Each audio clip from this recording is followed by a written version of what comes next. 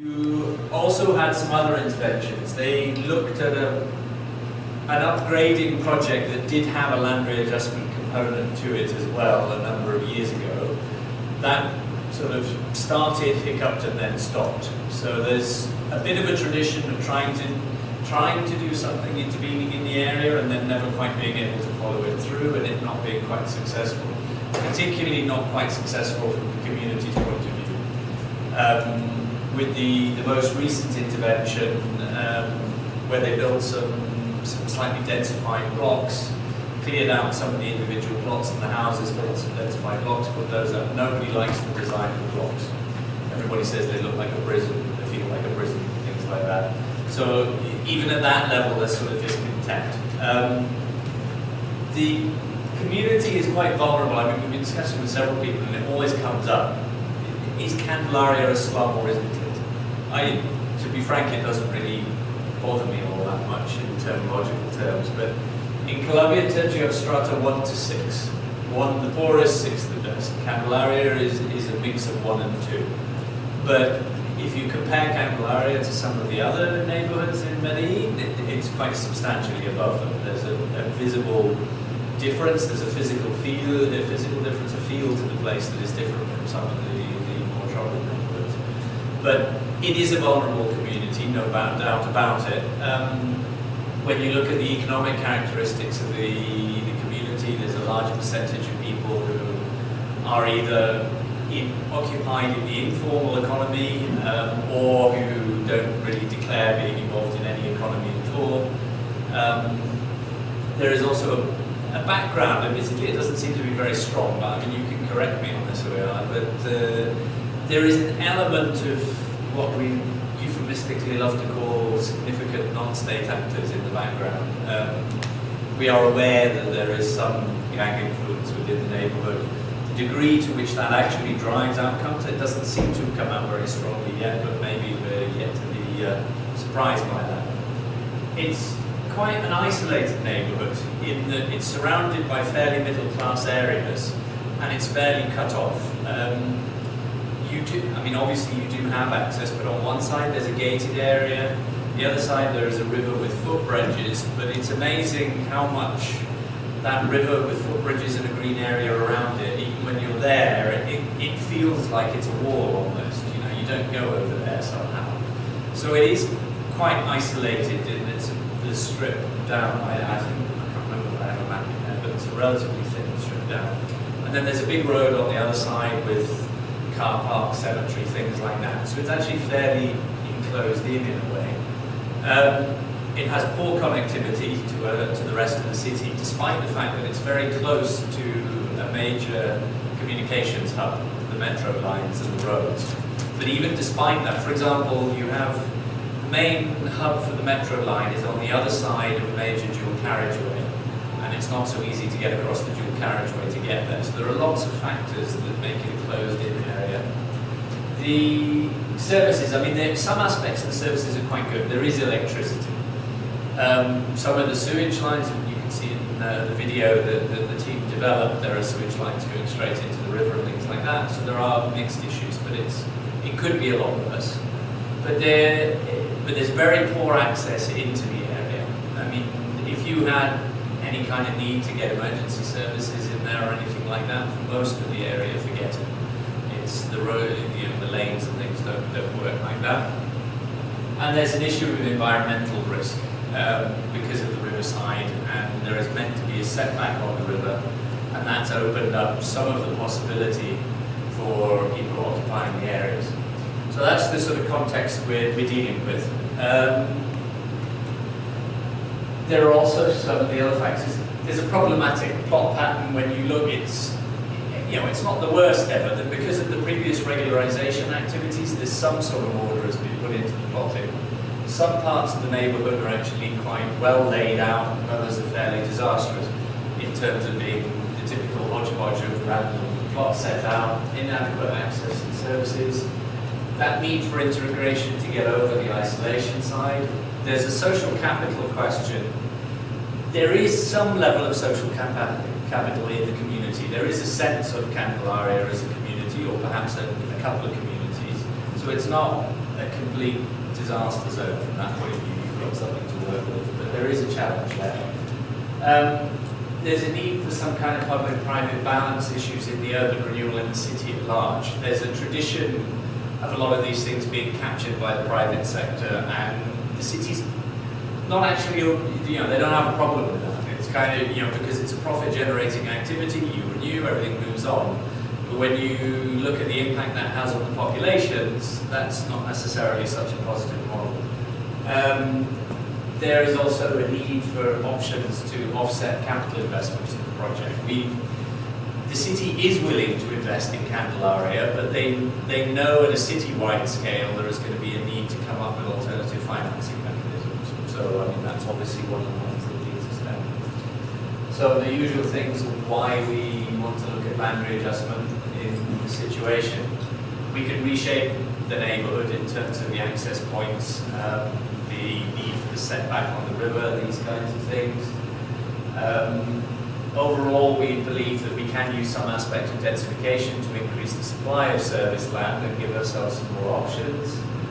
We believe we can maintain the population while improving the social capital and the city governance. There are issues in governance at least, depending on how you cut it, 3 separate levels. Within the community itself, between the community and the government, but then also very fundamentally within the government. There are different institutions of the city of Medellin have problems in relating to each other. Planning doesn't like bringing in other institutions into, for example, the process of reviewing the territorial plan in some ways. That's their territory. The Social Housing Institute is used to going off on its own projects in its own way, so there's a need to reconnect some of these. One of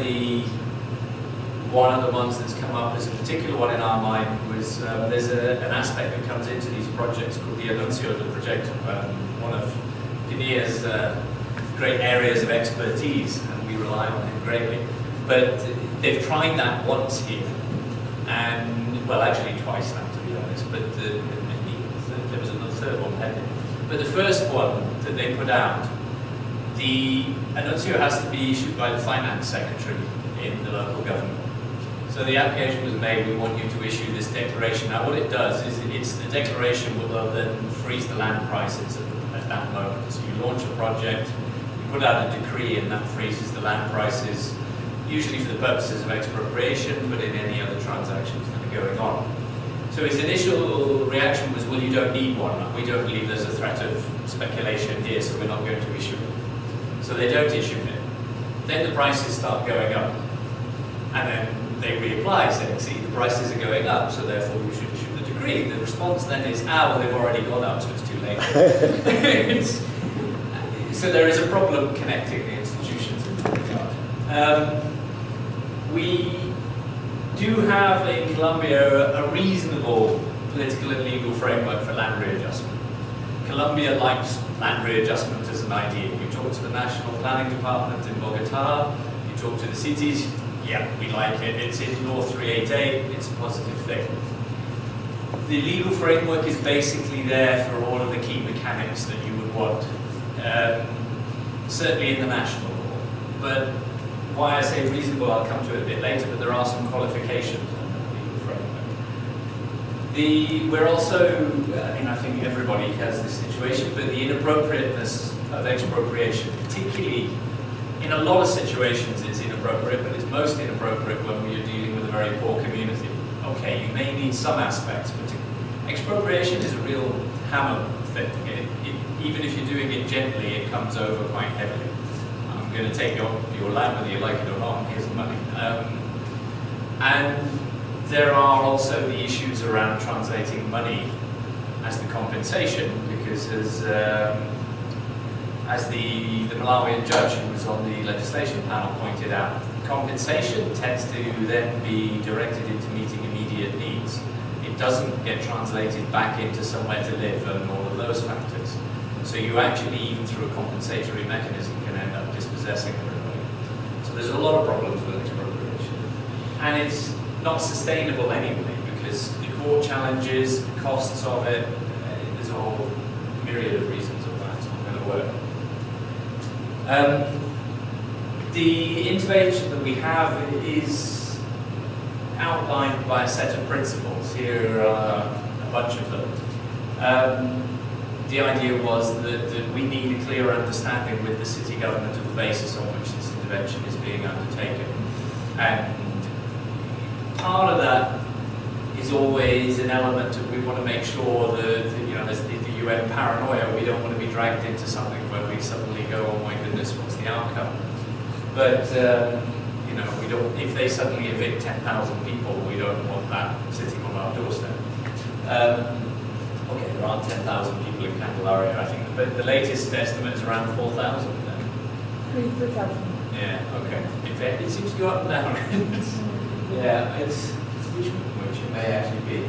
But some of these are fairly general principles. And some of them get into our wonderful areas of context and controversy. What is meaningful participation to key stakeholders? Who are key stakeholders as opposed to any? So there are issues. We are looking at a question of 75% in consent. That involves people who voluntarily step back. I'll explain how that will be possible within our conception of it. It's relatively logical. Say I'm opting out, I'm going along with the project, but I'm opting out of staying in the area. They will still be included, so we do recognise that there may be some element of compulsion required at some points in the project. Development and redevelopment that's fair and equitable, blah, blah, there's another page of these. So these are a number of our principles, retaining population. They're mostly things why 35%? On what?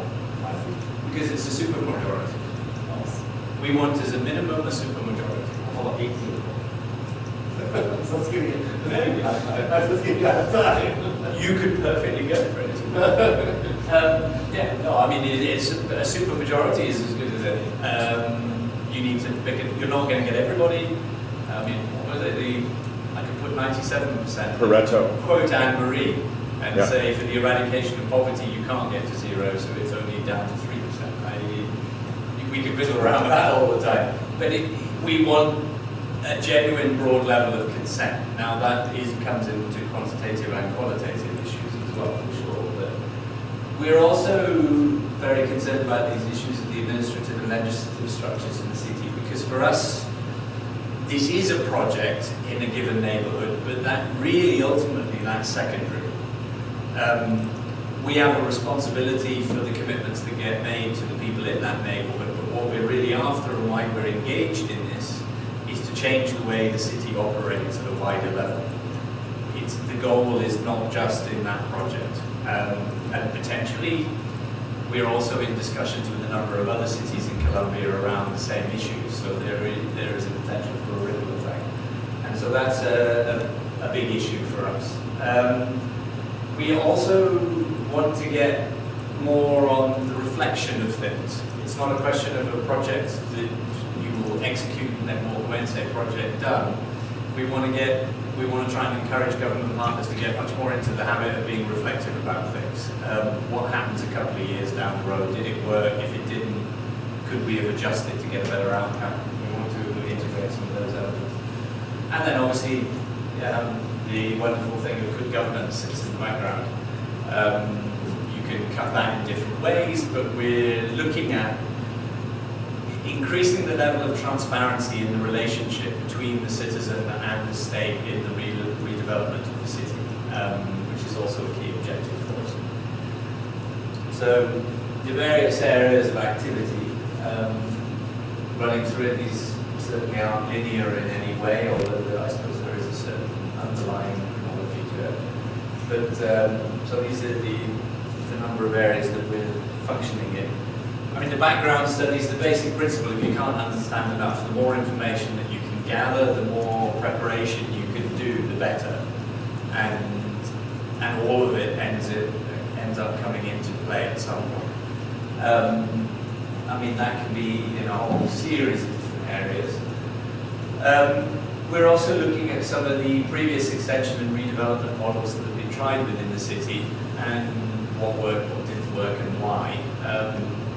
a number have worked for some commercial purposes, but as I mentioned, some of them have been quite problematic socially, and others have just stalled. So what is it that's created a deadlock in the process? We've looked at the financial context of both the city and the country to a fair degree. There are socio-economic reviews of the area itself. In the background, we haven't done updated hydrological and other physical studies and things like that, but we do have information on the area that gives us that basic outline of what we're dealing with.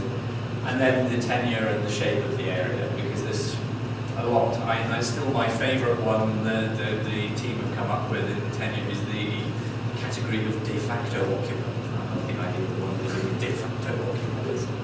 So, but we're mapping out as much of that as possible. We had long discussions and then sort of fell into the outcome of this, which I know is not ideal at all. But how do you actually get started? You actually run in a lot of cart and horse type issues with, how do you go and announce we're going to do an intervention when we don't know what the intervention is? But then how do we work out what the intervention is, come and announce it, and then claim we're involving the community and being participatory? So getting the right balance about how to actually get going. And it seems like a minor point, but the way, we all know it, the way in which you, it's Oscar Wilde's quote, anybody who claims they don't go on first impressions is a liar. The way in which you first have an interaction shapes a lot of what comes down the line. And very much with a community that's not used to positive interactions with people coming in and saying, hey, we're going to help you. Those first steps are a lot. Some of it, for us, it's been fairly touchy-feely. I know there's a ton of literature on how to do this. I also strongly encourage, I'll give Matt and his guys a plug here, but the World Bank study on does participation work, I think is fantastic reading on a lot of this stuff. But it still ends up being fairly touchy-feely on the end of the day. But some of the different tensions. You don't want to raise expectations unreasonably, but you do have to get in fairly early in the process and look at these issues. But you all know a lot of this stuff. Probably better than me. It was easier in Candelaria because there had already been engagement from the community on their own initiative, saying to the city, we want you to do something. That obviously always helps, but it's not always going to be an option. The whole enumeration and characterization phase. So obviously starting from the point of, yes, there is a community, but that community is made up of a whole series of other communities. I always think my best analogy of that is my own household. My children will certainly not accept that they are in the same community I am, even though we're in the same building. And it's the same at that larger level. And one person is a member of several communities. An elderly woman in strata 1 with no formal employment cuts across those several categories, and we need to bring those all out. It's also not just about the question of the people. The physical variations within the neighbourhood. The team have divided up the neighbourhood into 8 microzones, and we're having all kinds of discussions about the degree to which ones may be treated differently or similarly and all kinds of things like that. There are key characteristics within that are physical. It gives us a lot of information on the physical side as well. It is also a means of engagement itself. You spend a lot of time in the community while doing that enumeration process and recognizing that that is all about trust building and explaining what's going on. It's not just about extracting data. It can be very important. It also obviously defines your other engagement strategies because you work out which groups you're working with and how do you get those groups to interact. We've been paying a fair amount of attention to the different kinds of relations between households, but also within households. The fact that you will have multiple families within one particular 5 hours, minutes, days, 5 slides. Okay. So that's a big issue. Social capital questions come in. To what degree can you rely on different groups that are there and that are functioning together? What kinds of things do people within the community rely on? Economic interests that are available. What are people doing to make it work? I mean, there are lots of people with a little shop here, or a guy fixing a bus in front of the house. It may seem like a small thing, but that could be the entire economic livelihood for that fellow. There is also the issue we need to, in the enumeration, get an idea of what's going on, because even if you're dealing with a strata 1 and strata 2 community, there is still an elite within that community. Somebody was talking to me this morning about the fate of some of the Millennium Village experiments. That they put in a lot of money into upgrading and getting these things moving, and in a number of them they found that within those villages an elite has captured the bulk of the benefit. Now that elite in a big national level is still a fairly poor group, they still represent an elite within that community, and you need to be looking at how to balance things out. So it's a way of mapping off on that. I'm going to start speeding up. So the enumeration underlies and drives everything else, because it determines how many units we want to create. How many housing units do we need? What size should they be? Square meterage, rooms, everything, all of these other kinds of things. So it plays into the design, it determines the nature of the legal instrument, how much have we got to shift around with plots, how many multiple families do we have depending upon one current legal unit of one plot, how have we got to fiddle around with that, and it defines the parameters of the financial model, because how much people can afford. How much capital have we got to sink into this, and what are the maintenance costs, and what are the overall sources of funds. A lot of that information comes out of the enumeration process. The legal instruments, the national framework here, I certainly defer to the judgment of PILaR as one of our advisors on this issue. Generally, yeah, land readjustment is clearly there as a tool. It's a pretty flexible framework, but it's very highly dependent upon local implementation. And the local implementation is very fluid. And a number of times, I mean, we've had to go to Juan Felipe and say, they've told us they want to use this instrument to achieve land readjustment. And his question is, what's that? I've never heard of it. It doesn't exist. And then we go back and you find out, no, it doesn't exist. They actually just apply that term as a way of not doing what they're meant to be doing. So they make up another tool and say they're going to do. So it's a very fluid implementation framework. There is a poor record of implementation even with the more formally recognized tools. They've kind of got so far and got blocked in a number of cases. It's quite a contested local framework. Different people want to do things different ways. And there's a lot of politics and ideology around that as well.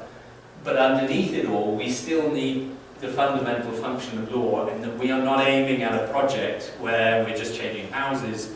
We're looking at a change to the system, so we do need something in the legal framework that actually guarantees that over the longer term. Now I'll have to run through. The other critical bit is the fiduciary trust. Up till now, it's a very established thing. It's almost entirely based around property and cash. And that is what drives what goes in. It's also what drives what comes out the other end. We are wanting to look at ways of broadening that out and mixing up the range of interests both that go in and the range of interests that come out. For example, you know, you're a tenant now. Could you come out at the other end with a secured tenancy? Could you come out with an economic interest, a right, a usufructuary right, or something like that? We're looking at trying to mix that up a lot more. The communications and things, you have to bear in mind there's a lot around internal communications within the community, within the government partners. There is also a wider local, there are some agencies, the Urban Development Agency and one or two others. We're looking at this thinking, oh, what are you doing? Because they're not collaborating necessarily tightly. And then there's, yeah, I can see you waving the zero, no problem.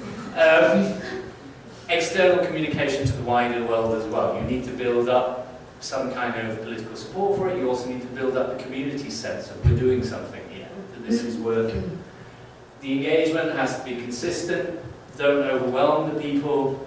Have an open door element to things that, well, you can come to us. It's not all about us coming to you. And the potential to address queries and disputes. That's obviously a little bit tricky, but you need some outlet for that. There's a negotiated planning. It doesn't need it to, but I will be quick. Negotiated planning, because it's not about the community just saying, here's what we want to do. There is that as part of it, but it's also, what does the city need out of this? The city has particular objectives that they have to get out of that area. So that has to come onto the table. What we're also trying to not just open up the realm into what is possible. We're building up from the enumeration what can you see that the community would really need out of this in a sensible circumstance? What would you like them to have? Put that in front of them, and then get an agreement around that, and then start building up the design from that, feeding in the elements of the city agenda, connectivity, public space, the rest. Get an agreement on the elements, generate some design options around the agreed elements, and then look at agreeing on a final option further down the line. So it's a negotiated participatory process, but it's finite. The financial model, we've got some preliminary models that are developed based on the existing approaches, which are all fairly commercially oriented, and this must self-fund and everything else. That has to be updated and adjusted to the enumeration data, which hasn't been done yet because we haven't got that all clean enough yet. To look at the number of units we need, the space and everything else. The basic things we're looking at doing is we need to maximize income that can be derived from the project as a way of offsetting infrastructure costs, but at the same time it shouldn't compromise the core elements that are agreed on.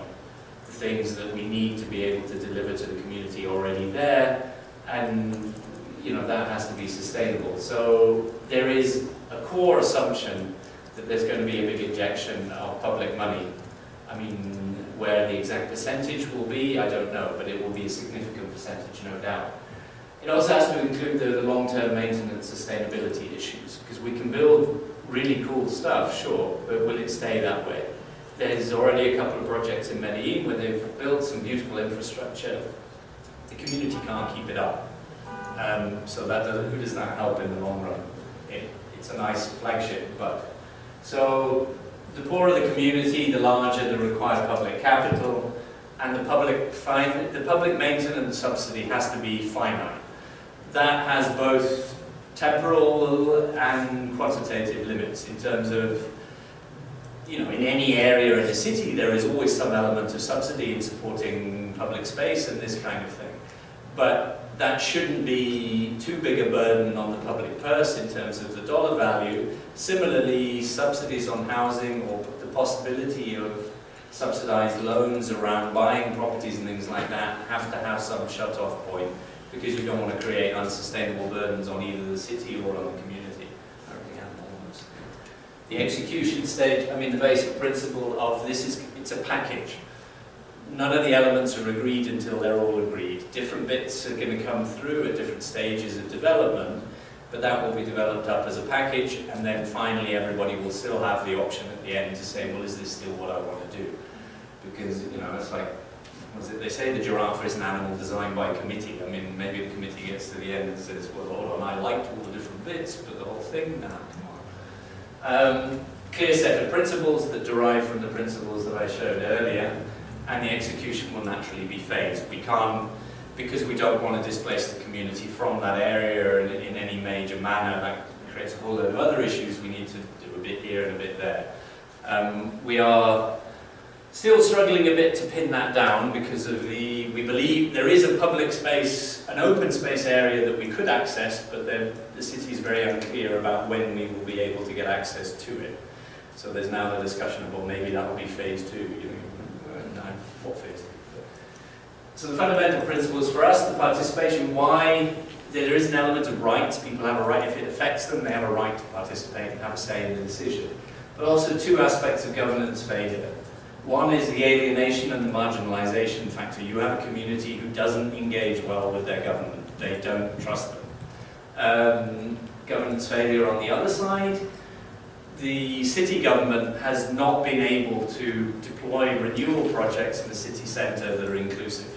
They've usually tended to push communities aside. And there's something that needs to be addressed there.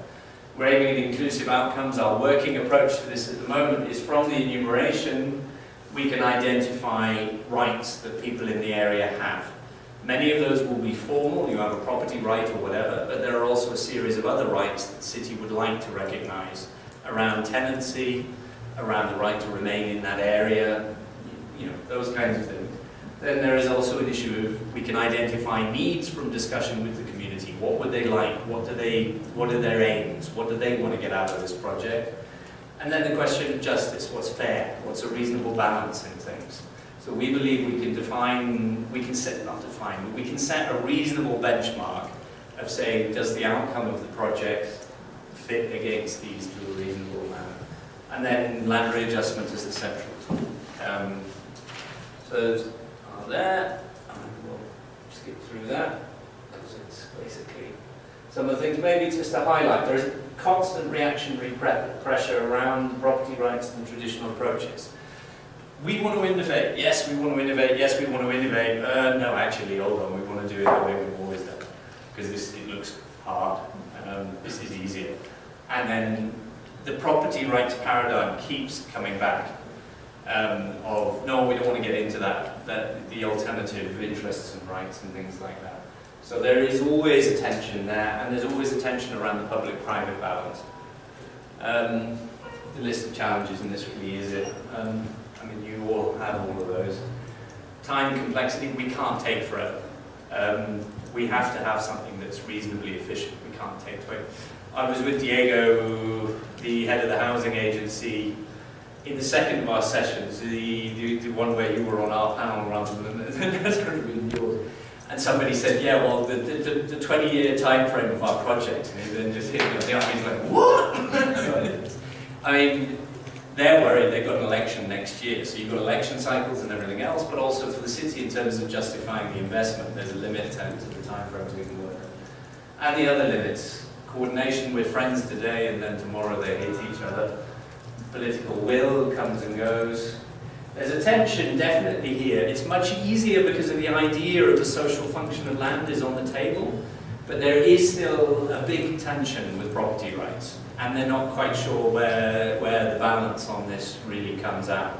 How much are we prepared to dilute a property right to be able to open up some other mechanisms? Because, for example, in the fiduciary trust, if we introduce tenancies, economic interests and everything else to create shares in the trust, de facto that dilutes the value of the property right compared to what people are used to when the trust was only the property right. Are they prepared to accept that? In principle, politically, yes, but when it comes to the crunch, no. Speculation and gentrification, a whole other discussion, but they are issues on the table. So, thank you.